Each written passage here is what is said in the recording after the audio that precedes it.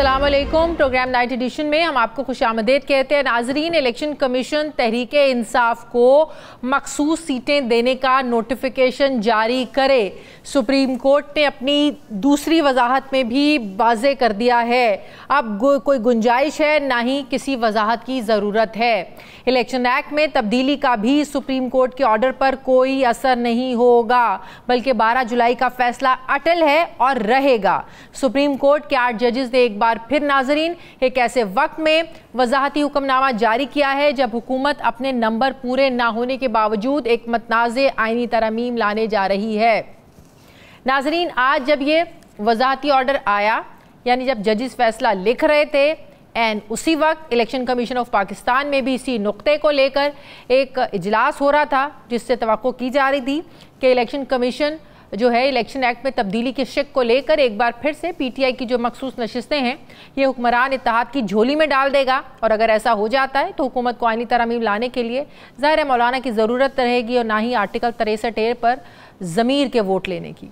ज़राए के मुताबिक आज इलेक्शन कमीशन के इजलास में कानूनी टीम ने चीफ इलेक्शन कमिश्नर को मशवरा दिया कि इलेक्शन एक्ट बदलने के बाद सुप्रीम कोर्ट का 12 जुलाई का हुक्मनामा गैर मौसर हो चुका है, लिहाजा वो सुप्रीम कोर्ट के फैसले की बजाय पार्लियामेंट का जो बनाया कानून है उसके मुताबिक फैसला करें।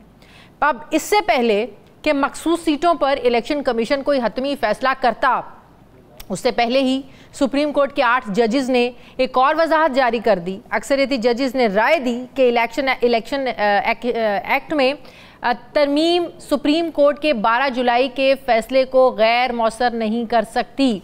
नाजरीन, आपको याद होगा कि मखसूस सीटों पर सुप्रीम कोर्ट का जब फैसला आया था उसके जवाब में हुकूमत ने पहले पाकिस्तान तहरीक इंसाफ पर पाबंदी लगाने का ऐलान किया। जब बात नहीं बनी तो फिर अगस्त में इलेक्शन एक्ट तरमीमी बिल 2024 मंजूर किया गया। इस बिल के अहम निकात ये थे कि अगर कोई रुकन पार्टी टिकट जमा नहीं करवाता तो वो आज़ाद तस्वुर होगा। अगर कोई रुकन पार्लियामेंट 3 दिन में किसी जमात में शामिल नहीं होता तो बाकी मुद्दत में वो आज़ादी रहेगा। तीसरा नुक्ता ये था कि जिस जमात की कोई सीट नहीं वो मखसूस नशिस्तें नहीं ले सकती। नए बिल में ये भी कहा गया कि बिल का इत्तलाक जो है ये माजी से होगा। यही वो नुक्ता है जिस पर इलेक्शन कमीशन आज तक सोच में पड़ा है कि वो अब क्या करे, सुप्रीम कोर्ट की सुने या फिर पार्लियामेंट की माने। इलेक्शन कमीशन ने सुप्रीम कोर्ट से वजाहत भी मांगी, नज़रसानी भी दायर की, उस पर 8 जजेस ने आज दूसरी बार वजाहत जारी कर दी। अब इलेक्शन कमीशन का फैसला क्या होगा ये अभी तक एक मिस्ट्री है। सवाल ये है कि सुप्रीम कोर्ट के तफसीली फैसले और बार बार वजाहतों के बावजूद इलेक्शन कमीशन क्या करेगा, इतनी ताख़ीर क्यों कर रहा है सुप्रीम कोर्ट के फैसले पर अमल दरामद से। अगर इलेक्शन कमीशन दोबारा मखसूस जो सीटें हैं ये हुक्मरान इत्तेहाद को देता है तो क्या ये तौहीन अदालत के ज़ुमरे में आएगा, तौहीन अदालत की कार्रवाई हो सकती है। तो अगर तौहीन अदालत की कार्रवाई हो सकती है तो अब तक क्यों नहीं हुई है, इस पर वकला बिरादरी क्या सोच रही है। आबिद ज़ुबैरी साहब, साबिक सदर सुप्रीम कोर्ट बार, माहिर कानून, मेरे साथ मौजूद है। अस्सलाम वालेकुम, बहुत बहुत शुक्रिया आबिद ज़ुबैरी साहब आपका। आबिद ज़ुबैरी साहब, पहले 12 जुलाई का फैसला, उसके बाद एक तफसीली फैसला आया, उसके बाद एक शॉर्ट ऑर्डर आया, फिर उसके बाद एक तफसीली ऑर्डर जारी करने की ज़रूरत पेश आई जब इलेक्शन कमीशन ने वजाहत मांगी, वजाहत दी गई। उसके बाद फिर इलेक्शन कमीशन ने जब कन्फ्यूजन का इजहार किया, आज फिर एक वजाहत देनी पड़ गई सुप्रीम कोर्ट को। सुप्रीम कोर्ट कितनी बार वजाहत दे? हमारा सवाल ये है कि क्या इलेक्शन कमीशन जो कर रहा है ये तौहीन अदालत के ज़ुमरे में नहीं आता क्या? बिस्मिल्लाहिर्रहमानिर्रहीम, बिल्कुल आता है। ये तौहीन अदालत तो ये पिछले साल से करते हुए आ रहे हैं, जब इलेक्शन नहीं करवाए पंजाब और खैबर पख्तूनख्वा के उसमें, तो ये मुतवातिर ये तौहीन अदालत करते हुए आ रहे हैं, लेकिन अदालत ने कभी उनके ख़िलाफ़ कोई एक्शन नहीं लिया और सिर्फ बातें ही होती रहीं। तो इसकी वजह से वो और शेर हो गए। उन्होंने कहा कि चलो हम कर लेते हैं। और देखिए, वो मैं तो समझता हूँ विद अटमोस्ट रिस्पेक्ट के ये जो इलेक्शन कमीशन पाकिस्तान ये आज़ाद तो है ही नहीं। अपने आप को ये बात करते हैं, चीफ जस्टिस साहब भी अपने फ़ैसलों में कहते हैं कि ये आइनी इदारा है, तो आइनी इदारे को तो आज़ाद होना चाहिए। इन्होंने जिस तरह के एक धांधली शुदा इलेक्शन कराए वो आप सबके सामने है कि जो लोग इलेक्ट नहीं हुआ आज पार्लियामान में बैठ के अमेंडमेंट्स करने जा रहे हैं आइन के अंदर। तो देखिए, जो फैसला तो 12 जुलाई का क्लियर था। और देखिए, शॉर्ट ऑर्डर जो होता है वो हमेशा फैसला होता है कोर्ट का, उसकी रीजनिंग के लिए इंतजार नहीं करना होता। उन्होंने सारे पॉइंट्स लिख दिए थे और कहा था अगर किसी चीज़ पे आपको, पहले बात है कोई कोर्ट वजाहत नहीं देती, लेकिन बिकॉज ये ऐसा इशू था कि बल्ले का निशान ले लिया गया और उनको नहीं दिया गया, उनको आज़ाद डिक्लेयर कर दिया। इस बात पे जजों ने कहा बार बार जवाब दिया जी कोर्ट ने। तो आप तो देखिए ना, पहले उन्होंने वजाहत मांगी कि जी अब ये हम क्या करें, तो उन्होंने 14/9 को उन्होंने एक बयान इशू, उन्होंने वजाहत दे दी उनको कि जी ये सीटें पीटीआई की हैं, उनको दें रिजर्व सीट। फिर ये पार्लियामेंट ने जल्दी से एक एक्शन लिया और उन्होंने एक कानून बना दिया और कहा कि जी हम ये जजमेंट को set aside, not standing any judgment of the Supreme Court, High Court etcetera. वो एक उन्होंने एक तरीका इस्तेमाल किया, लेकिन ये लोग भूल गए, इनके अपना लीगल डिपार्टमेंट भूल गए कि हमारे जो लॉ है पाकिस्तान का, आइन के अंदर बात है, और जो जजमेंट्स हैं, जो कानून होता है हमारे मुल्क का, वो कह चुकी हैं जब जो सुप्रीम कोर्ट है या हाई कोर्ट है किसी आर्टिकल ऑफ द कॉन्स्टिट्यूशन की तशरीह कर देती है तो वो बाइंडिंग होता है। उसे किसी झैली कानून बना के पार्लियामेंट उसको ओवरराइड नहीं कर सकती जजमेंट को। तो ये अब जबकि आप देखें उन्होंने लिखा कि जी अभी कानून बन गया और स्पीकर से भी खत लिख दिया, जो चीज़ हाँ ये कंट्रोल करती है, ये पीडीएम की हुकूमत या जो इत्तेहाद है, उनके स्पीकर से खत लिखवाए गए कि जी आप हमें सीटें दे दें। मतलब ये माले गनीमत है कि सीटें दे दें। सुप्रीम कोर्ट 12 जुलाई को कह चुकी है 11 जजेस की, जो इसमें माइनॉरिटी जजेस भी थे, उन्होंने भी कहा ये सीटें पीटीआई की हैं, फिर भी नहीं दी गई। लेकिन यही तो बात है, आखिरी बार वजाहत में कहा था, सुप्रीम कोर्ट ने कहा था कि इसके कॉन्सिक्वेंसेस भुगतना होंगे, इसके अलावा कोई चॉइस नहीं है। जी, लेकिन हमें समझ नहीं आता, इतनी पेशेंस हमें पहले कभी नजर नहीं आई, इस दफा तो अदालत बड़ी पेशेंस का मुजाहरा नहीं। देखिए उसकी कई वजूहात हैं। आपने देखा कि एक जो प्रैक्टिस एंड प्रोसीजर में तरीका कार था बेंच बनाने का, वो 3 जजों का उसमें था। वो आपने देखा एक ऑर्डिनेंस पास करके वो वही इख्तियारात जो चीफ जस्टिस बड़े उससे कहा था मैंने दे दिए, वो वापस उनको दे दिए गए। अब किसके पास इख्तियार आ गया बेंच बनाने का? इन चीफ जस्टिस साहब के पास। उन्होंने क्यों नहीं बेंच बनाई या उन्होंने क्यों नहीं रिव्यू लगाया इस केस का? तो अब तो पूरा इख्तियार उनके पास है, क्योंकि देखिए हर तरफ से कोशिश थी कि ये जजमेंट इंप्लीमेंट ना हो और जो सीटें पीटीआई को ना दी जाएं ताकि तरामीम कराने में उनका हो। आज आपने देखा पूरा कोशिश की गई कि ये आज वो इशू कर दें, ये सीटें उनको दे दें ऑपोजिशन को। अजलास भी हुआ, उनके बुकला ने भी कह दिया कि हाँ ये सीटें ये लॉ बाइंडिंग है, सुप्रीम कोर्ट की जजमेंट नहीं। आर्टिकल 189 ये भूल गए, आर्टिकल 190 को भूल गया कॉन्स्टिट्यूशन का, जो कहता है कि ये सारी जजमेंट बाइंडिंग होती है हर इदारे पे। ये भूल गए कि सारे इदारों को सुप्रीम कोर्ट की मदद के लिए आना है, उनकी ऑर्डर को इंप्लीमेंट कराना है। उसके बावजूद लेकिन बहुत से वुकला का इस बात पे इख्तिलाफ है, ये हमें वुकला भी तो उस पे बटे हुए नजर आते हैं। नहीं, आई डोंट एग्री। इसलिए देखिए मेजॉरिटी ऑफ वुकला जो है, मेजॉरिटी मतलब मैं कहता हूँ 99% वुकला अब इस साथ कहते हैं कि आइन के साथ खिलवाड़ नहीं हो सकती, आज़ादी सुप्रीम कोर्ट की नहीं सल्ब कर दी जाती। जो ये चीज़ें अमेंडमेंट्स करने जा रहे हैं, इंशाअल्लाह वुकला बरादरी इसके बारे में अपना लाएहल पूरा तय करेगी, बल्कि तय कर लिया है, कमेटी भी बन गई है सारे वुकला की, जिसमें हर ग्रुप के लोग वुकला बिरादरी इस बात पर मुत्तफिक है कि अगर सुप्रीम कोर्ट का फैसला आ जाता है, सुप्रीम कोर्ट का फैसला आ जाता, क्या वुकला बिरादरी इस बात पर मुत्तफिक है, सारी वुकला बिरादरी, कि अगर सुप्रीम कोर्ट का कोई फैसला आता है और उसके पैरेलल अगर पार्लियामेंट कोई कानून साजी कर लेती है तो सुप्रीम कोर्ट के फैसले पर अमल दरामद करना जरूरी है, पार्लियामेंट के बनाए हुए कानून की उसके बाद कोई अहमियत नहीं होगी? क्या वुकला बिरादरी इस पर मुत्तफिक है? बिल्कुल है, क्योंकि देखिए हम सब पे भी आर्टिकल 189 सब पाबंद हैं हम लोग। देखिए आइन के अंदर अदलिया का अपना एक मुकाम है, आइन उसको ये पावर देता है। देखिए सबको, पार्लियामान को भी हक देता है कानून बनाने का, तरमीम करने का, लेकिन कोई तरमीम ऐसी नहीं हो सकती जो दूसरे जो डिपार्टमेंट होता है आइन के अंदर, जैसे हुकूमत का या इसका अदलिया का, कि उससे उसकी जो ताकत जो आइन देता है वो वापस ले ले। ये नहीं हो सकता। अब ये तो नहीं हो सकता कि सुप्रीम कोर्ट को रैप अप कर दिया जाए। देखें बात तो शुरू हुई थी फेडरल कोर्ट से, अब आ गई एक कॉन्स्टिट्यूशनल बेंच पे, और 3 जजेस जो होंगे सीनियर जो होंगे, उनमें से चीफ जस्टिस पार्लियामानी कमेटी। हमारी स्ट्रगल रही है इस मुल्क में ये पिछले 76 साल में कि सीनियरिटी के बेसिस पे जज होंगे तो वो सही फैसले होंगे। आप देखिए जब जस्टिस मुनीर को सीनियरिटी प्रिंसिपल वायलेट करके बनाया इन द 1950s, तो आप देखिए हमारे 200 केस आया और मौलवी तमीज़ुद्दीन केस आया, उससे आज तक हम रिकवर नहीं कर सके।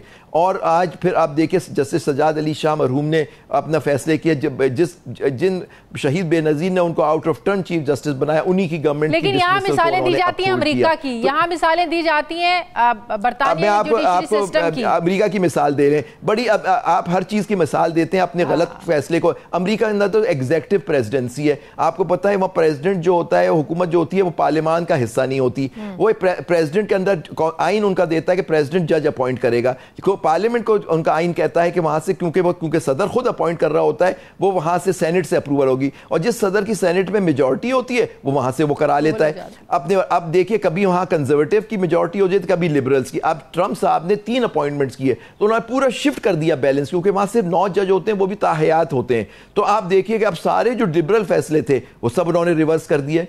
तो अब आप ये देखिए ना, ये आप उस तरह का सुप्रीम कोर्ट चाहते हैं कि वो सदर की अपॉइंटमेंट से चेंज होता रहे। पहले भी पाकिस्तान के अंदर यही होता था कि प्राइम मिनिस्टर और प्रेसिडेंट अपॉइंट करते थे with the consultation of chief justice, लेकिन वो इतनी बाइंडिंग होती है। 96 में फैसला आया कि वो बाइंडिंग होती है। फिर असद अली का केस आया 98 में, उन्होंने कहा कि कंसल्टेशन मीन्स मीनिंगफुल कंसल्टेशन, कि आप उसकी जो चीफ जस्टिस उसकी। लेकिन इसको खत्म करने के लिए इन्हीं सब ने जो आज बैठे हुए सुप्रीम कोर्ट पर हमले कर रहे हैं, इन्होंने 18वीं तरमीम की, जिसके अंदर उन्होंने सारी ये बातें की कि कमीशन बनेगा, वो 18वीं 19वीं और कमीशन बनेगा, एक तरीकाकार खुद मुरतब किया उन्होंने।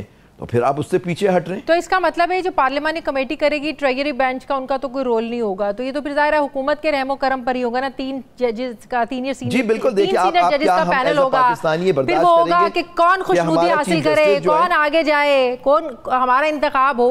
तो ये एक दौड़। लेकिन मैं आपको एक बात बता दूं, तारीख बड़ी जालिम चीज़ है। तारीख हमारी एक बेसिंग है, हिस्ट्री रिपीट्स इटसेल्फ। अभी आपने किसी को भी आउट ऑफ टर्न बनाया या एक तरीका बनाया कि सीनियर की जगह हम नंबर 3 को बना देंगे, नंबर 2 को बना देंगे, आप देखिएगा कि वो जज जो होगा वो फिर उन्हीं के खिलाफ फैसले कर रहा होगा। आप देखिएगा, ये आप मिसाल दे रहे हैं जैसा हमारा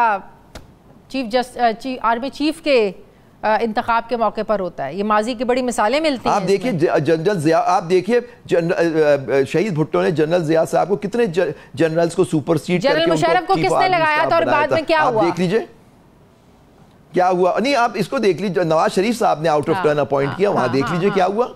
उन्होंने ही उसको देखिए, आप सीनियरिटी प्रिंसिपल को रखे होते हैं, और जो सर्विंग लोग होते हैं, जो सीनियर मोस्ट होता है और जो रिटायर नहीं हुआ होता, आप उसको बनाएं। तो फिर आप देखिए कि फिर आपका मेरिट पे होगा सब काम। जो देखिए, क्योंकि एक सिस्टम होता है, आप सीनियर को बनाएंगे, उसका अपना होता है, सब उसकी इज्जत करेंगे। देखिए जो जूनियर बन जाता है तो नेचुरली वो सीनियर्स की क्या हैसियत रह जाती है फिर उसमें। सही। और आईनी बेंचेस के जजेस का तकर्रुर 3 सीनियर तरीन जजेस की कमेटी करेगी, इस पर भी आप लोगों को इख्तलाफ है? नहीं, पार्लियामान का मैंने सुना है कि वो, मुझे नहीं पता, मैंने ये असल में ये ड्राफ्ट हमने देखा नहीं है, आप लोगों के पास आ गया, हमारे पास है, जो आज मीडिया पे सारा सर्कुलेट कर रहा है। वो क्या है, कौन अपॉइंट करेगा? आईनी बेंच के जजेस का तकर्रुर 3 सीनियर तरीन जजेस की कमेटी करेगी, और वो देख लेना उन 3 सीनियर जजेस को लगाएगा कौन। एक पीछे से पूरी चेन चलेगी ना। नहीं, वो तो होपफुली सीनियरिटी प्रिंसिपल, वो तो सीनियरिटी हो गई। ये ना हो कि कहने अब वो भी वो तय करेंगे कि सीनियर कौन है। हाँ, बिल्कुल। सीनियर तो वहाँ टाइम से होता है ना, आदमी जो पहले अपॉइंट होता है वो सीनियर होता चला जाता है, हर जगह यही होता है। अब आप ये समझते हैं कि इलेक्शन कमीशन जो है वो बाउंड है कि जो आज की वजाहत है इसके बाद कोई गुंजाइश बच नहीं जाती है कि कोई उज़्र पेश किया जाए या कोई मजीद वजाहत मांगी जाए? नहीं, आज लिख दिया कि आप कोई और वजाहत कोई नहीं मांगेगा, ये तो लिख दिया उन्होंने। लेकिन वो बाउंड है या नहीं, ये तो वक्त ही बताएगा, क्योंकि मैं तो नहीं समझता वो अपने आप को समझते हैं। वो तो समझते हैं वो हर चीज़ से बालातर है, क्योंकि उनको जहाँ से हुक्म आ रहा है वो उससे बाउंड है। आइन और पाकिस्तान से वो बाउंड नहीं है। अगर ये आइनी तरमीम हो जाती हैं, आज भी वफाकी काबीना का इजलास शाम गए बुलाया गया, कल तक मुलतवी हो गया, आज ये बड़ा एक्सपेक्ट किया जा रहा था कि सेनेट में पेश कर दिया जाएगा ये मुसवदा। नहीं, लेकिन आप देखें लोगों ने तो यहाँ तक आए, हम पास करा के दिखाएंगे। हाँ। तो दिखा दें जी, हम भी इंतजार कर रहे हैं, वो भी इंतजार करें। इससे हमारा अदालती इस्लाहात, आप क्या समझते हैं, अदालती ढांचे में बेहतरी आएगी या मजीद सिस्टम वर्स्ट हो जाएगा?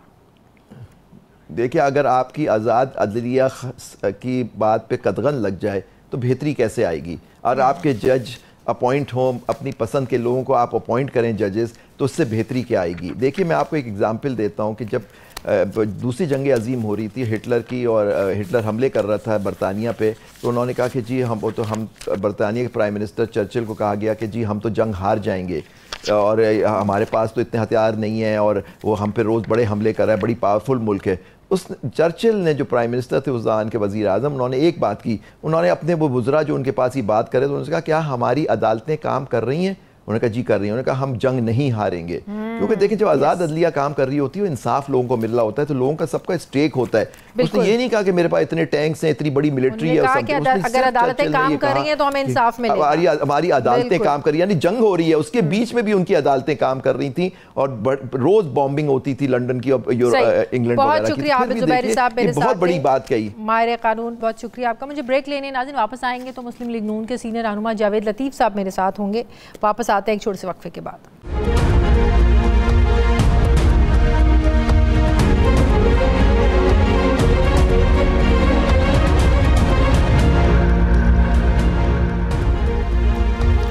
ब्रेक के बाद एक बार फिर से आपको खुशामदीद कहते हैं नाजरीन। आयन या दस्तूर पाकिस्तान एक ऐसा कौमी डॉक्यूमेंट है जिसमें तरामीम में अगरचे पार्लियामेंट की 2/3 मेजॉरिटी रखी गई है, लेकिन इसमें तरामीम के लिए एक जो कंसेंसस है ये जमहूरियत की रूह हुआ करती है, यानी कि मुत्तफ़िक़ा तौर पर इत्तफ़ाक़ राय होना ज़रूरी है।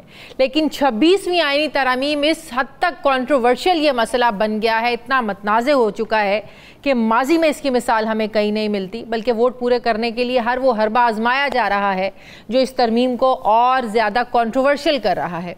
गुज़श्ता तरामीम में सबसे बड़ी तरमीम 18वीं तरमीम थी, जिसमें हमने देखा सूबों को खुद मुख्तार बनाया गया, सूबा सरहद का नाम केपी रखा गया, सदर से असम्बलियाँ तोड़ने का इख्तियार वापस लिया गया।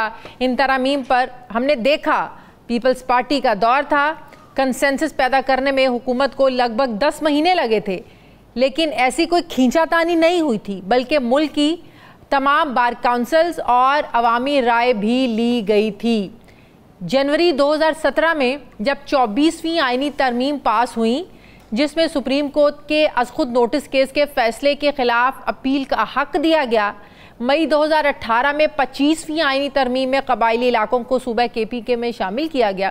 इन सब तरमीम को हमने देखा आवाम के सामने खुल्लम खुला मंजूर किया गया, मामला कंट्रोवर्शियल नहीं बने। लेकिन आज ये मतनाज़ आईनी तरमीम एक ऐसे वक्त में आ रही है जब हुकूमत का अपना मैंडेट भी फॉर्म 45 और फॉर्म 47 के इल्ज़ाम में कहीं फंसा पड़ा है। सुबह कहा जाता है कि सब पार्टियां एक पेज पर हैं, रात को खबर मिलती है कि फासले और बढ़ गए हैं। मौलाना और हुकूमती इत्तेहाद के दरमियान जो मेजर एक डिफरेंस है वो आईनी अदालत और आईनी बेंच का था। आज पार्लियामेंट की खुसूसी कमेटी का इजलास हुआ। कहा जा रहा है कि खुसूसी कमेटी ने 26वीं आईनी तरमीम का 26 नुकाती मुसवदा मुत्तफ़िक़ा तौर पर मंजूर कर लिया है। खुर्शीद शाह साहब ने भी इस कमेटी के इजलास के बाद बताया, मुजव्वज़ा तरमीम के मुताबिक चीफ जस्टिस ऑफ पाकिस्तान की तकर्री 3 सीनियर तरीन जजेस के पैनल में से होगी, जो 3 साल के लिए होगी। ये तकर्री 12 रुकनी पार्लिमानी कमेटी करेगी। मुत्तफ़िक़ा ड्राफ्ट में सुप्रीम कोर्ट में आईनी बेंच तश्कील देने की तजवीज़ दी गई है। आईनी बेंच के जजेस की तकर्री जुडिशल कमीशन ऑफ पाकिस्तान करेगा। आईनी बेंच में तमाम सूबों से बराबर जजेस तैनात किए जाएंगे। मुसवदे में चीफ जस्टिस से सुमोटो नोटिस लेने का इख्तियार ख़त्म करने की तजवीज़ शामिल है। आर्टिकल 63A में तरमीम की तजवीज़ के तहत पार्टी सरबराह की हिदायत के खिलाफ वोट शुमार किया जाएगा। 26 नुकाती मुसवदे पर इत्तफाक़ राय एक ऐसे वक्त पर सामने आया है जब यह खदशा पैदा किया गया था कि मौलाना एक बार फिर हुकूमत से नाराज़ हो गए हैं। लेकिन गुज़श्ता रात मौलाना फजलुर रहमान ने कहा था कि एक तरफ हमारे साथ मुज़ाकरात हो रहे हैं, दूसरी तरफ हमारे अरकान पार्लियामेंट को अगवा किया जा रहा है। ज़ोर ज़बरदस्ती का तरीका रहा तो बदमाशी का जवाब बदमाशी से देंगे। क्या कहा मौलाना साहब ने, ज़रा देखिए। हमारी मुफाहमत के रवैये को हुकूमत जो है वो उसको आसान नहीं ले रही। उसमें हमारे साथ एक तरफ मुज़ाकरात चल रहे हैं, दूसरी तरफ हमारे पार्लियामेंट के अराकीन को हरासा किया जा रहा है। इस किस्म के रवैयों के बाद अगर हुकूमत का ये रवैया रहता है और हुकूमत ये ओछे हथकंडे इस्तेमाल करना चाहती है तो फिर हम उनके साथ मजबूर होंगे कि मुज़ाकरात के प्रोसेस रोक दें। अगर आपका रवैया बदमाशी का होगा तो फिर हम भी अपना रवैया बदमाशी का जानते हैं। नाज़रीन, जहां हुकूमत मुफाहमत की दावेदार है, वहीं नंबर्स को पूरे करने के लिए अरकान पार्लियामेंट के फैमिली मेंबरान को अगवा करने के इल्ज़ाम भी लग रहे हैं। BNP की सेनेटर नसीमा एहसान और JUI के कामरान मुर्तज़ा ने गुज़श्ता रोज़ सेनेट के फ्लोर पर क्या कहा, ये भी सुनिए। कोई मसाइल ऐसे नहीं हैं जिनका हल ना हो। जनाबे वाला, अगर मिल बैठ के बात करें, उस मसाइल की जानिब जाएं जिसे हम हल करना चाहते हैं, तो मेरे ख्याल में बेहतर होगा, बजाय कि चादर और चादीवारी की पामाली हो। मसले हल हो सकते हैं, बजाय कि मसाइल को और मज़ीद बड़ा और गहरा करें। जनाबे वाला, शुक्रिया। अगर पाकिस्तान को आप लोगों ने चलाना है तो खुदा के वास्ते इसको जो है ना इस तरह से वोट ना ले। मेरी पार्टी के लोगों को भी धमकाया भी जा रहा है और गालियां भी दी जा रही हैं। अगर इस तरह से लेके जाना है तो फिर अख्तर मेंगल ने अगर रिजाइन किया, कल नसीमा रिजाइन कर देगी और भी हम में से 5-7 लोग रिजाइन कर जाएंगे। उन 5-7 लोगों में मैं खुद भी हूँ। अब इन अरकान की बातें सुने तो ये जोर ज़बरदस्ती नहीं तो क्या है। नाज़रीन, अपोजिशन जमातों के अरकान के इल्ज़ामात से पहले आपको याद होगा कि बिलावल भुट्टो ये कह चुके हैं कि हम ज़ोर ज़बरदस्ती के कायल नहीं हैं, आईनी तरमीम मुश्तरका इत्तफ़ाक़ राय से लाना चाहते हैं। क्या कहा था उन्होंने, ज़रा देखिए। जो पार्लियामान का ये कमेटी बना है जिसमें हर सियासी जमात तो इस पार्लियामान में मौजूद है, हुकूमत हो, हुकूमत के इत्तेहादी हो, अपोजिशन हो, वो ये नहीं हमने दबाव से, खौफ से, जोर से, जबरदस्ती कुछ करना। ये कमेटी कायम किया गया है कि कम से कम जब हम ऑफिस आते हैं तो वहाँ हम प्रोफेशनली काम करें ताकि अवाम का मसला हल हो। बिलाशुबा नून लीग की आईनी तरमीम पास कराने की नाकाम अटेम्प्ट के बाद अब बिलावल भुट्टो ये बोझ उठाया तो हुआ है उन्होंने, लेकिन उनका ये दावा कि किसी के साथ ज़ोर ज़बरदस्ती नहीं होगी ये किसी हद तक सच है। क्या नंबर्स पूरे करने के लिए फ्लोर क्रॉसिंग की इजाज़त ज़ोर ज़बरदस्ती नहीं है? क्या फ्लोर क्रॉसिंग की इजाज़त के लिए बेंच बनाने पर सदारती ऑर्डिनेंस लाना क्या ये ज़ोर ज़बरदस्ती नहीं है? क्या इलेक्शन एक्ट में तरमीम करके तहरीक इंसाफ को मखसूस सीटों से रोकना क्या ये ज़ोर ज़बरदस्ती नहीं है? क्या बार बार सुप्रीम कोर्ट के 8 जजेस के फैसले को ना मानना और वजाहत पर वजाहत मांगना क्या ये जोर ज़बरदस्ती नहीं है? क्या स्पीकर कौमी असम्बली का इलेक्शन कमीशन को ख़त लिखकर पार्लियामेंट और सुप्रीम कोर्ट को आमने सामने खड़ा करना क्या ये जोर ज़बरदस्ती नहीं है? क्या पार्लियामेंटेरियन के रिश्तेदारों को मुबैना तौर पर उठाकर उन पर वोट देने का दबाव डालना क्या ये जोर ज़बरदस्ती नहीं है? मुस्लिम लीग नवाज़ के सीनियर रहनुमा और मियाँ नवाज शरीफ के करीब तरीन समझे जाने वाले सियासतदान मियाँ जावेद लतीफ़ साहब यहाँ तक कह रहे हैं कि ये ज़ोर ज़बरदस्ती जो है ये तहरीक इंसाफ के लिए कहीं से सहूलतकारी हो रही है ताकि तरमीम को कंट्रोवर्शियल बनाया जा सके। उनके इस बयान की क्या वजह है, क्या बैकग्राउंड है, वो क्या मतलब है कि क्या तहरीक इंसाफ के जो लोग हैं वो ये खुद करवा रहे हैं या कोई उनके लिए ये सारे रास्ते जो है वो बना रहा है हमदर्दी हासिल करने के लिए? इसी पर जावेद लतीफ़ साहब भी हमारे साथ मौजूद हैं, मुस्लिम लीग नून के सीनियर रहनुमा। अस्सलाम वालेकुम, बहुत बहुत शुक्रिया मियाँ साहब आपने वक्त दिया। मियाँ साहब, अभी आपने सुना कामरान मुर्तज़ा साहब ने क्या कहा, नसीमा एहसान साहिबा ने क्या कहा, वो बेचारी कहती क्या, वो तो उनकी आंखों से आंसू आ गए। किसी की बीवी को उठाया जा रहा है, किसी के बच्चे को अगवा किया जा रहा है, किसी को लॉजिस तक महदूद किया जा रहा है और दूसरी तरफ कहा जा रहा है कि हमारा इत्तफाक राय हो गया है। आप ये किस बेस पर ये बात कर रहे हैं मियाँ साहब कि ये तहरीक इंसाफ के लिए जो है ये सब कुछ उन्हीं के लिए सहूलतकारी हो रही है, उनके लोग उठाए जा रहे हैं, उन्हीं के लिए सहूलतकारी हो रही है? इस बात का क्या मतलब है?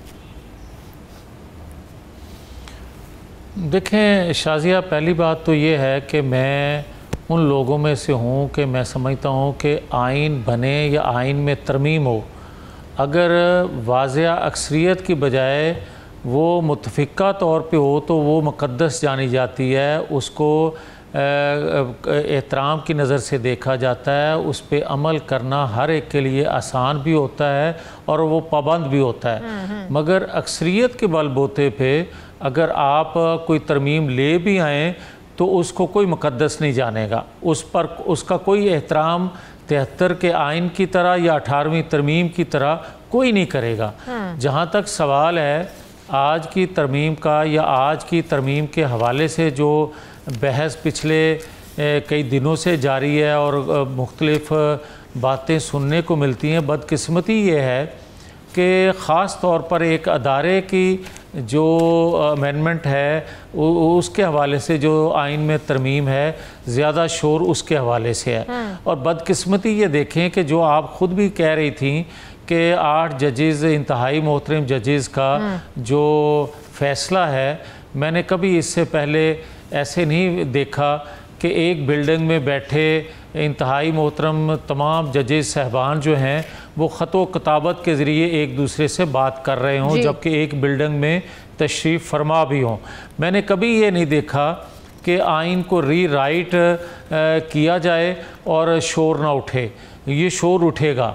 और जब आप देखें कि जिस बिल्डिंग से फ़ैसले आने हैं या जिस बिल्डिंग से इंसाफ लोगों को मिलना है या आइन की तशरीह होनी है, अगर वहाँ से रीराइट आइन होगा, जिस तरह के आप देखें जस्टिस बंदयाल साहब ने एक फ़ैसला जब उनको ज़रूरत थी कि अदम एतमाद का जब वक्त आया पंजाब असम्बली में, तो एक वोट भी कोई कास्ट करेगा, अकाउंट भी नहीं होगा और डी सीट भी हो जाएगा। जब दूसरी दफ़ा उसी असम्बली में ज़रूरत पड़ी तो वो उन्होंने कहा कि जनाब वोट भी अकाउंट होगा और डी सीट भी नहीं होगा, जिसको आपने रिव्यू में सुप्रीम कोर्ट का जो फैसला आया उसको आप देख रहे हैं। फिर ये कहते हैं फ्लोर क्रॉसिंग का जो है वो डोर खोल दिया गया, हालांकि ये बात नहीं है। वो सुप्रीम कोर्ट के गलत दिए गए फैसले को दुरुस्त किया गया। अब मैं जो बात कहना चाहता हूँ, गुजारिश इसी से जुड़ा एक सवाल पूछ लूं अगर आप इजाजत दें। इसी से जुड़ा एक सवाल, 63A से जुड़ा एक सवाल मैं पूछना चाहती हूँ। जो फ्लोर क्रॉसिंग की आप बात कर रहे हैं, आइन को रीराइट किया गया, उमर अता बंदयाल जज साहब ने जब समझा, जिसे हम नज़रिया ज़रूरत हमेशा कहते हैं, चले वो रिवर्स हो गया। इसके बावजूद जब फ्लोर क्रॉसिंग की इजाज़त है, जब हुकूमत को इतना कॉन्फिडेंस है कि हमें जो है ना वो लोग ज़मीर के आवाज़ पर भी वोट देंगे, बिलावल साहब ने भी यह बात की है, उसके बावजूद लोगों को उठाना, अगवा करना, उन्हें बाउंड करना, उनके साथ जोर ज़बरदस्ती करना, जब सारे फैसले आपके हक में आ रहे हैं, जब सारे मैदान आपके लिए साफ हो रहे हैं, उसके बावजूद लोगों को उठाने का, उनके बच्चों को उठाने का, बीवियों को उठाने का जनाब जवाज़ क्या है? शाजिया, पहली बात तो मैं आपको ये कह दूं, मैं किसी तौर पर भी इसको सपोर्ट नहीं कर सकता अगर ऐसा हुआ है तो। अगर ऐसा हुआ है तो फिर ये वही करने वाले हैं जिन्होंने 8 फरवरी के नताइज बनाए, फिर ये वही करने वाले हैं जिन्होंने पिक एंड चूज़ किया। बदकिस्मती ये देखें कि अगर अदारों के अंदर अदारे बन जाएं, बदकिस्मती ये है कि अगर अदारे फ़ैसला कुछ करते हैं और उसमें बैठे हुए कोई ताकतवर लोग या बाअसर लोग अपनी मनपसंद पे फैसले देते हैं, जिस तरह के 8 फरवरी को हुआ है। हमें कहा जाता है फार्म 47 की पैदावार, तो मुझे ये कोई बताए कि खैबर पख्तूनख्वा में फार्म 47 की पैदावार हुकूमत नहीं है क्या? आज जो कहा जाता है कि जैन क्रैशी की मिसेस को उठा लिया गया, तो मुझे कोई बताए कि खैबर पख्तूनख्वा के जो वज़ीर आला आज के हैं वो जो कुछ कह रहे हैं उनको क्यों नहीं कोई उठाता? अगर उठाना ही है किसी को, ये सहूलतकारी है, किसी को मजलूम बनाना, किसी के लिए हमदर्दियाँ पैदा करना। और बदकिस्मती ये है शाजिया कि मैं सुनता आया था, देखता आया हूँ पिछले 50 साल से कि अदारों में बैठे लोग किसी के साथ हमदर्दियाँ, या अदारे भी बाज़ औक़ात ऐसा करते रहे हैं कि किसी जमात को बाहर निकाल देना, किसी को ले आना। मगर बदकिस्मती आज देखें कि ये दबाव इस कदर बढ़ता जा रहा है, मदाखलत इस कदर बढ़ती जा रही है कि आपने देखा जो 2022 को एक आर्मी चीफ की अपॉइंटमेंट पे जो रैली और जिस तरह का शोर और गुल आपने सुना, मगर आज आप देखें कि आलमी कुव्वतें दबाव डाल रही हैं कि कोई चीफ लगाया जाए, कोई चीफ हटाया जाए। अगर आलमी कुव्वतें, आप कह रहे हैं कि आज वही लोग कर रहे हैं, बासर लोग वही लोग गलत कर रहे हैं जिन्होंने 8 फरवरी को नताइज बदले। जो लोग आज गलत कर रहे हैं, इसका मतलब जिन्होंने 8 फरवरी को नताइज बदले वो भी गलत थे, और उन नताइज की सूरत में जो हुकूमत बनी है और वही हुकूमत आज जो आइनी तरमीम करने जा रही है, अगर वो हुकूमत गलत है तो फिर आइनी तरमीम कैसे ठीक हो सकती हैं जनाब? ठहरें, रुक जाएं। मैं पहले तो आपको क्लियर ये करना चाहता हूँ कि अगर मेरी बात का ये मतलब लेना है तो फिर 2018 को भी आप देखें कि एक जमात को हटा के दूसरी जमात को लाया गया था। 2024 में ऐसा नहीं किया गया। एक जमात को गिराना या लाना नहीं था मकसूद, उनके नज़दीक ये था कि पिक एंड चूज़ हर जमात से किसको उठाना है, किसको गिराना है। ये हुआ है इस इलेक्शन में। और ये मैं ज़िम्मेदारी से आपको बात कहने लगा हूँ कि अदारों के जो सरबराह थे उन्होंने ये सोच नहीं रखी थी, मगर नीचे जो लोग थे वो सारे अपनी मन मर्जियाँ करते रहे, जिसकी वजह से बगाड़ पैदा हुआ और पाकिस्तान स्टेबल नहीं हो पा रहा 8-9 माह गुजरने के बावजूद भी। आप आज देखें कि इंतहाई काबिल एहतराम जुडिशरी जो है, आप देखते हैं कि कल या परसों जो कुछ रोड्स पे हुआ, जिस तरह जलाओ घराव हुआ, उनको लोग अदारे पकड़ते हैं और वह पूरे के पूरे लोग लोअर कोर्ट जो हैं वो सबको डिस्चार्ज कर देती है। आप मुझे ये बताएं, आप पाकिस्तान के अंदर कौन सा और किसका एजेंडा हम सब पूरा कर रहे हैं कि एक तरफ आइन कानून की बालादस्ती की बात करते हैं, एक दफा आज जो बिगाड़ है इस मुल्क में, आज जो इस मुल्क की सूरत हाल है, क्या वो ये आईनी तरमीम के बाद ये बिगाड़ दुरुस्त हो जाएगा? क्या ये एहतजाज ख़त्म हो जाएंगे? क्या ये इंस्टेबिलिटी ख़त्म हो जाएगी? क्या हमारे जो मुआशी मसाइल हैं वो हल हो जाएंगे? क्या इस मुल्क में इस वक्त जो मसाइल हैं वो इन आइनी तरमीम के ना होने की वजह से हैं? आइनी तरमीम, आज वफाकी काबीना का इजलास था, कल तक मुलतवी हो गया, कल पता चल जाएगा। सेनेट का इजलास था, कल तक मुलतवी हो गया, कल पता चल जाएगा। 2-4 रोज़ में अगर ये मंजूर हो जाती हैं तो क्या यहाँ दूध और शहद की नहरें बहने लगेंगी? होगा क्या? जो नून लीग करना चाहती थी जजिस की तादाद को लेकर, या जजिस की, मैं सवाल पूरा कर लूँ, जजिस की रिटायरमेंट की उम्र को लेकर, वो भी चीज़ें निकल गई। फिर हाई कोर्ट के जजिस की जो अदली बदली करनी थी, किसी का फैसला पसंद नहीं आया, बलूचिस्तान से उठा के KP भेज दिया, सिंध से उठा के पंजाब भेज दिया, वो भी अब वापस ले लिया। अचीवमेंट क्या है इससे पाकिस्तान पीपल्स पार्टी की, हुकूमत की, नून लीग की? क्या क्या हासिल होगा इन तरमीम से? अब शाजिया, अब आपने बात दुरुस्त कही है। पहले जो आप नून लीग का जिक्र कर रही थी, मैं उससे इत्फाक नहीं करता, क्योंकि आप बात करें हुकूमत की और बात करें तमाम इत्तेहादियों की जो हुकूमत का हिस्सा हैं, क्योंकि हमारे पास तो सादा अक्सरियत भी नहीं है कि इत्तेहादी ना हो तो आप तो हुकूमत नहीं बना सकते, पहली बात। दूसरी बात यह है कि जो आप सवाल कर रही हैं कि किसी को उठा के बलूचिस्तान ले जाएं, बलूचिस्तान को आप सिंध ले जाएं, ये भी बात गलत है। बात असल ये है कि आप जो तरमीम करने जा रहे हैं, क्या इससे पहले तरमीम होती नहीं रही? क्या 2018 के बाद तरमीम नहीं हुई? मगर क्या वजह है कि आज शोर ज़्यादा उठ रहा है? वजह सिर्फ ये है कि जिस अदारे के अंदर तरमीम लाई जा रही है और जिस पे वकला बार या दीगर लोग जो हैं वो बात करते हैं, वो वजह यह है कि उस अदारे के अंदर क्या आइन कानून के मुताबिक फ़ैसले होते आए हैं?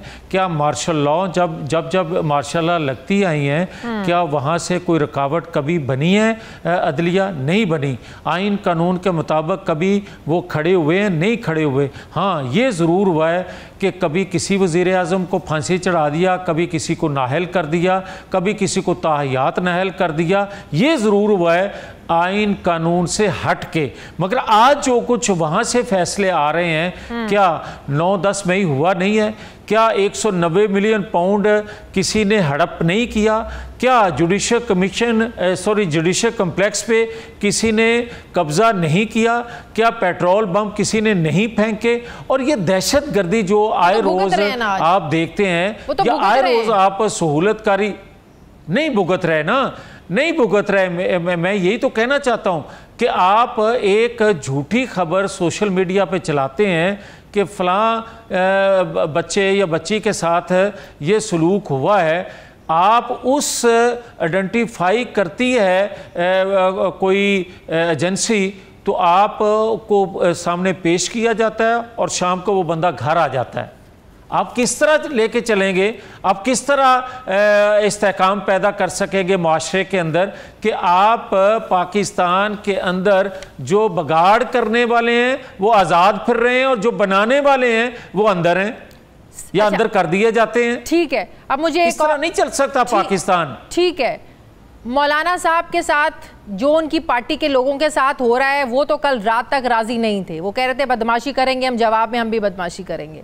आज भी बिलावल भुट्टो साहब की मुलाकात हुई, क्या इत्तफाक राय हुआ है? क्योंकि खुर्शीद शाह साहब ने तो कहा कि पार्लियामान की जो खुसूसी कमेटी है उसमें हमारा इत्तफाक राय हो गया है। बाहर आके आमिर डोगर साहब भी कह रहे थे कि नहीं, इत्तफाक राय नहीं हुआ। JUIFA के लोग कह रहे हैं हमारा इत्तफाक राय नहीं हुआ। तो ये भी तो एक प्रोपेगेंडा है, ये भी तो झूठी खबरें बाहर आके बताई जा रही हैं। दूसरी पार्टियों के लोग कह रहे हैं इत्तेफाक राय नहीं हुआ। नहीं शाजिया, मैं एक जो मेरी मालूमात मैं उसके मुताबिक बात कर लेता हूँ। उस कमेटी में कंसेंसस हुआ है।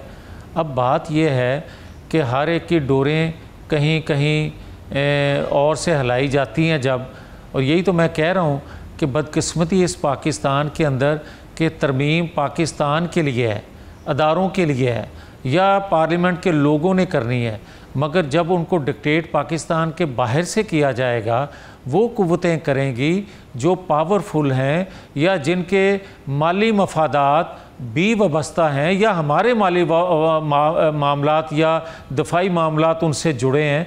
वो अगर यहाँ दबाव में लाकर किसी को कहें कि इसको आगे करें, इसको पीछे करें, तो फिर मुझे ये बताएं, मुझे जो आपने शुरू में बात की थी कि इससे दूध शहद की नहरें बहेंगी या अमन सुकून आ जाएगा।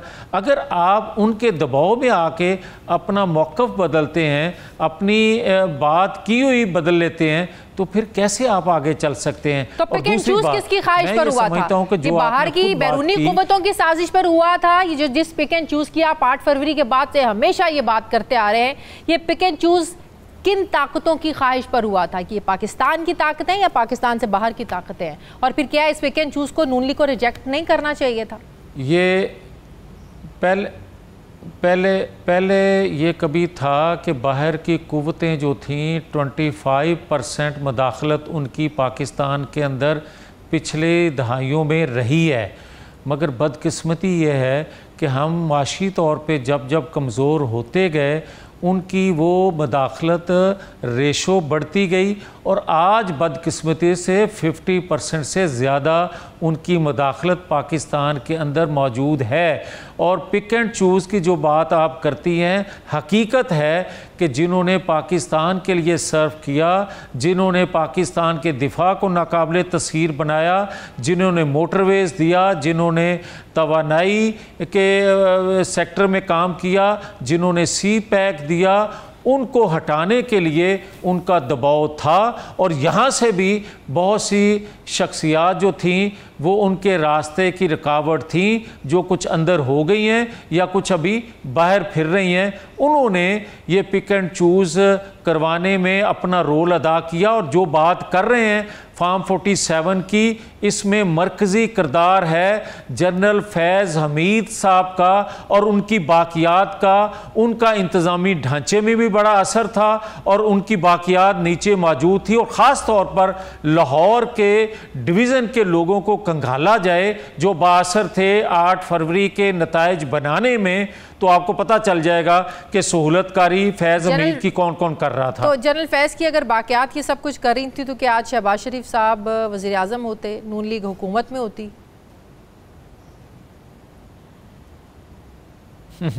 उसकी वजह यह है कि जब ये बातें उठी 8 फरवरी के नताइज से पहले भी और 8 फरवरी के नताइज के बाद भी, सारा फोकस आज के कुछ इत्तेहादियों का और आज की अपोजिशन के कुछ लोगों का, उनके सरबराहान का, वो तनकीद सिर्फ़ और सिर्फ नवाज शरीफ पे करते थे और मुस्लिम लीग पे भी तनकीद नहीं करते थे। 8 फरवरी के बाद भी जब हमने फ़ैसला किया कि मुस्लिम लीग नून के पास सादा अक्सरियत भी नहीं है और वो मरकज़ में हुकूमत नहीं बनाएगी, आपको याद होगा हमने ऐलान किया, तो अगले दिन ही पीपल्स पार्टी की क़यादत ने भी और पीटीआई की क़यादत ने भी ये कहना शुरू कर दिया कि हम हुकूमत मरकज़ में नहीं बनाना चाहते।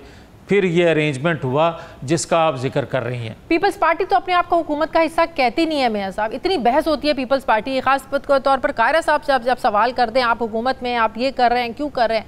किसने कह दिया आपसे कि हम हुकूमत में हैं? भाई हम हुकूमत में नहीं हैं। हुकूमत में वो होता है जो काबीना में बैठता है, लेकिन आप हुकूमत के, नून लीग के हर एक्ट को वो सपोर्ट करते हैं। तो पाकिस्तान पीपल्स पार्टी अपने आप को, आपका इत्तेहादी तो कहती है, हुकूमत का हिस्सा नहीं कहती। वो ये नहीं कहते कि हम हुकूमत में हैं।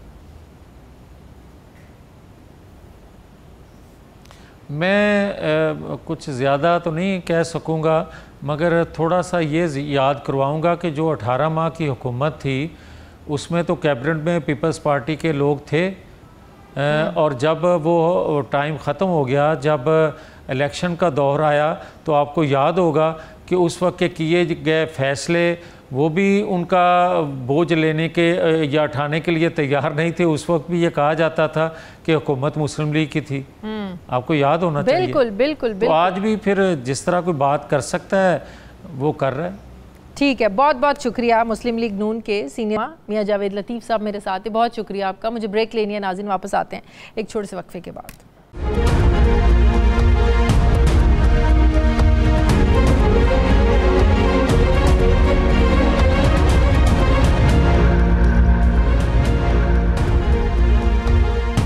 ब्रेक के बाद एक बार फिर से आपको खुशामदीद कहते हैं नाज़रीन।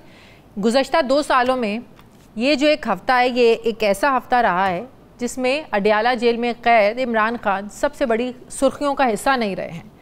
सबसे बड़ी खबर जो आजकल है वो है मतनाज़े आइनी तरमीम, और इस खबर का सबसे मकबूल किरदार कोई और नहीं मौलाना फजलुर रहमान, जिनके घर की एक ही छत तले एक ही वक्त पर 2-2 मीटिंग्स चलती हैं, एक तहरीक इंसाफ वालों से और एक बिलावल भुट्टो जरदारी के।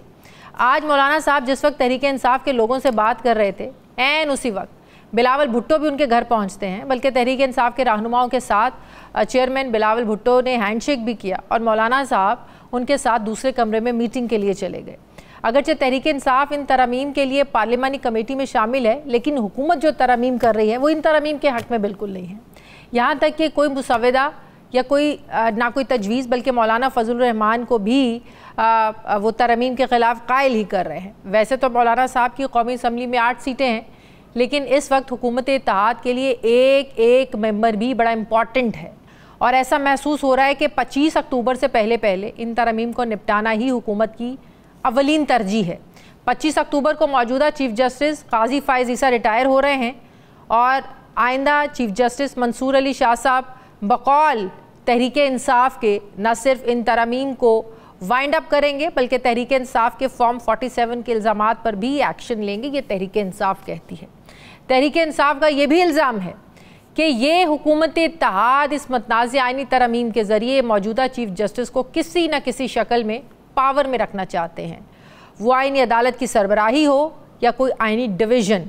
आइनी तरमीम को लेकर बैरिस्टर गौहर की सरबराही में तहरीक इंसाफ के वफ़द की मौलाना साहब से मुलाकात हुई, जिसमें बैरिस्टर गौहर ने कहा कि मौलाना साहब से इत्तफ़ाक़ राय हो गया है, लेकिन हतमी फ़ैसला इमरान खान के साथ मुलाकात के बाद होगा। क्या कहा गौहर साहब ने, ज़रा देखिए। हमने पहले दिन से ये अर्ज़ किया था कि जो भी हमारा वोट होगा, जो भी हमारी कंसेंसस अगर इस पर डेवलप्ड होगा, हम खान साहब के साथ मुलाकात करेंगे, उनके इंस्ट्रक्शन और हिदायत के मुताबिक आगे बढ़ेंगे। नाजरीन, आज की ख़बरों पर नज़र दौड़ाएं तो बड़ी एक अजीब सी बात हमें नज़र आती है कि बिलावल भुट्टो का इत्तफ़ाक़ राय मौलाना साहब से हो गया है, मौलाना साहब का इत्तफ़ाक़ राय तहरीक इंसाफ से हो गया है, उधर भी इत्तफ़ाक़ राय, इधर भी इत्तफ़ाक़ राय, तो इख्तलाफ़ राय कहाँ है? तो नाजरीन, इख्तलाफ़ राय मिलता है तहरीक इंसाफ के अंदर, यानी ऐसा लगता है कि इमरान खान के बाद इस पार्टी में सभी बड़े हो गए हैं, या फिर ऐसा लगता है कि पार्टी में शायद कोई बड़ा बचा ही नहीं। यानी जब मुज़ाकरात की बात आती है, सभी अपना अपना बयान देते हैं, सभी अपनी अपनी पॉलिसी लेकर आते हैं, चाहे वो पार्टी पॉलिसी हो या ना हो, और जब एहतजाज पर की कॉल पर निकलने की बारी आती है तो कोई बड़ा लीडर नज़र नहीं आता।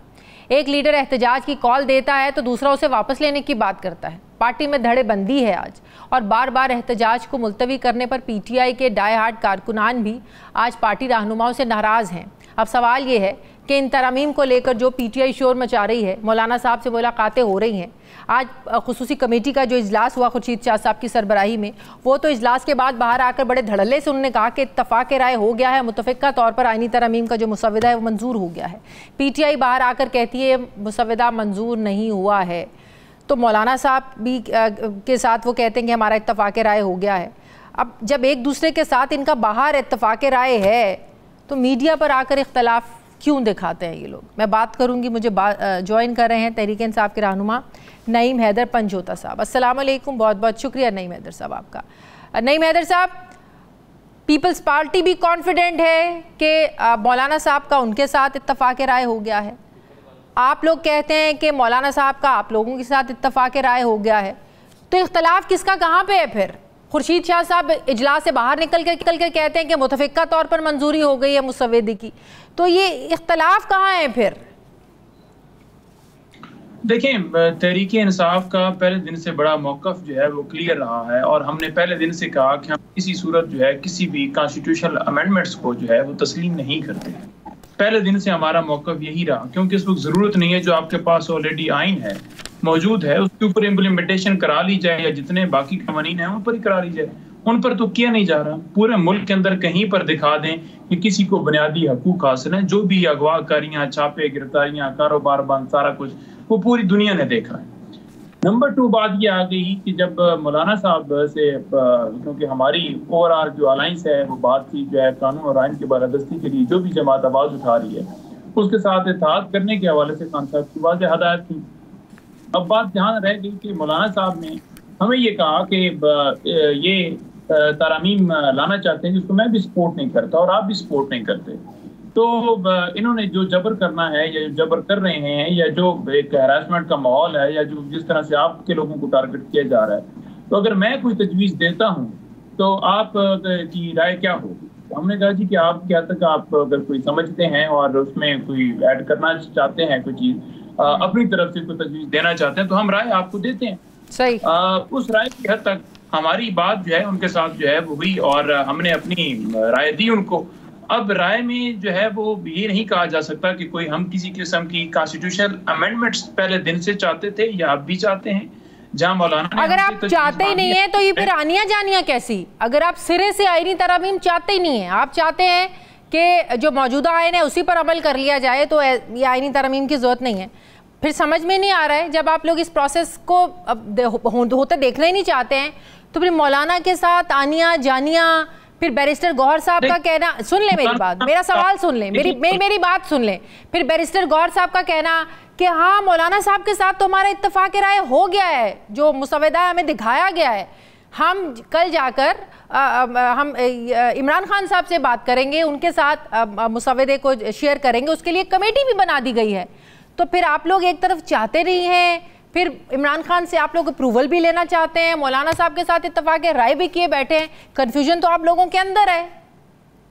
नहीं, देखें, उसके ऊपर बड़ा सलमान कमराया साहब ने, जो सेक्रेटरी जनरल है, उन्होंने थोड़ी देर पहले वजाहत की है, एयरवाई के ऊपर बैठे हुए थे और उन्होंने बड़ा उसके ऊपर अपना क्लियर मौक़िफ़ हमारी के सामने रखा है। उन्होंने कहा है कि उन्होंने जो बात की है वो आप लफ्ज़ों का चुनाव कह सकते हैं। जहाँ तक बात है कि उनके साथ बातचीत की, अभी तक तो मुकम्मल जो है उस मुसवदे के ऊपर हमारी डिस्कशन भी लीगल कमेटी जो है तहरीक इंसाफ की उसकी भी हो रही है। और जहाँ तक बात है कि हमने पहले दिन से मौक़िफ़ रखा कि कोई भी चीज़ अगर होगी हमारे सामने रखी जाएगी, मौलाना साहब की तरफ से भी और मौलाना साहब की हद तक की हमने हमेशा बात की। हालांकि हमने बड़ा क्लियर मौक़िफ़ आम 47 वालों के हवाले से रखा, क्योंकि जिस तरह उन्होंने मुसवदा वो लेकर आए थे उसको तो हमने बिल्कुल कहा कि बिल्कुल हम इसे तो किसी सूरत देखना भी गवारा नहीं करते। आपको मुसवदे में एतराज किन चीजों पर है? चीफ जस्टिस की तैनाती जो सीनियर पैनल से होनी है उस पे आपको, आप सीधा नुकात जरा शेयर करें ना। आज जो ड्राफ्ट सामने आया है, अगर मीडिया के पास है, आप लोगों ने तो देखा ही होगा, मौलाना साहब के साथ भी आप लोगों ने डिस्कस किया है, किन अहम पॉइंट्स पर आप लोगों को एतराज है? देखिए, मैं वही बात जो अपनी कंप्लीट कर रहा था कि खान साहब के साथ डिस्कशन होगी, तमाम मुसवदे के अंदर जो नुकात होंगे, जो मौलाना साहब ने राय दी है वो रखी जाएगी कि ये चीज़ें हैं और ये करना चाहते हैं। आगे जो सवाल आपने पूछा है उसका मैं आपको जवाब दे देता हूँ। देखें, पहली बात हम कह रहे हैं कि होना नहीं चाहिए। दूसरी बात यह है कि क्या दोनों ऐवानों के अंदर जो है वो तादाद पूरी है? नहीं है, ना सेनेट के अंदर है ना नेशनल असेंबली के अंदर है। तीसरी बात यह है कि जिस तरह हमारे लोगों को डराया, धमकाया, उठाया और सारा कुछ किया गया है या किया जा रहा है, इसी तरह से मौलाना साहब और बाकी जमातें भी, कल आपने देखा कि शोर मचाया जा रहा था, मैंगल साहब ने भी ट्वीट किया और नसीमा भी जिस तरह से रोई कि जिस तरह से ये किया जा रहा है ये कोई तरीकाकार नहीं है। 3 बातें। चौथी बात यह है कि ये सारा प्रोसेस जो किया गया है इसके अंदर जो तमाम जमातें एक तरफ खड़ी हो गई हैं या वो आवाज़ बुलंद कर रही हैं, क्योंकि ये जिस तरह से छुपा कर लाया गया है या जिस तरह के इसके अंदर मकसद है वो उनके तरीकाकार से ही नजर आ गया। क्या आपने अवाम की राय ली है उसके साथ? क्या बार एसोसिएशन को आपने एतमाद में लिया है? तो ये 4 चीजें मैंने आपके सामने रखी। ठीक है नईम साहब, क्या ये बात दुरुस्त है कि बिलावल भुट्टो साहब ने बैरिस्टर गौहर साहब को ये यकीन दहानी करवाई है कि आप जाएं इमरान खान साहब से मिलें और ये मुसवदा उनके साथ शेयर करें, आप मुलाकात करें जाके? क्या ये यकीन दहानी करवाई है? नहीं, देखिए हमारे सामने तो ऐसी कोई न्यूज़ नहीं आई। जहाँ तक असद कैसर साहब ने थोड़ी देर पहले बात की है कि मौलाना अपना जो बिलावल साहब हैं वो हमसे मिलना चाहते हैं, लेकिन खान साहब से पहले मुलाकात होगी और फिर ही आगे बढ़ा जाएगा, क्योंकि इनसे मिलने के हवाले से या इनसे मुशावरत के हवाले से या उस मुसवदे को जो वो लेकर फिर रहे हैं, कोई उस हवाले से खान साहब की तरफ से हमें डायरेक्शन नहीं है। जहाँ तक बात है कि क्या हमने इस मुसवदे के ऊपर अपनी जो है वो राय दे दी है कि हम इसमें तस्लीम करते हैं या इसे मान चुके हैं, तो कोई ऐसी बात नहीं है कि हम उसे जो मुसवदा इस वक्त जिसकी मंजूरी की बात की जा रही है कि हमारी तरफ से हतमी फैसला हो चुका है। हतमी फैसला खान साहब के बाद ही होगा। अब जहाँ तक तरामीम की बात है, देखिए सबसे पहले बात यह है कि जो इस वक्त भी मुसवदा घूम रहा है फिर रहा है, उसके मुताबिक ही तमाम इख्तियारात जो हैं वो सारे के सारे उस कमेटी को दे दिए हैं, यानी कि प्राइम मिनिस्टर की मर्जी होगी या मौजूदा हुकूमत की मर्जी होगी, जो एक चीफ जस्टिस जाहिर है जो तनाज़ुब होगा कमेटी का वो पार्लियामेंट में जो जमातों की नुमाइंदगी उस हवाले से होगा। ट्रेजरी बेंच ज़ाहिर है उनकी उस तरीके से तो नुमाइंदगी नहीं होगी। ये तो बड़ी ऑब्वियस सी बात है कि ज़ाहिर है जो चुनाव होगा फिर हुकूमत के लोगों का ही होगा, फिर जो चीफ जस्टिस जिसको बनाना है। एक बड़ा कॉन्ट्रोवर्शियल सा मामला है। बहुत शुक्रिया आपका नईम हैदर पंजौता तहरीक इंसाफ के रहनुमा मेरे साथ है, बहुत शुक्रिया। प्रोग्राम का वक्त खत्म हो गया। नाज़रीन फीडबैक दें, अपना ख्याल रखें, मुझे इजाज़त दें, अल्लाह हाफ़िज़।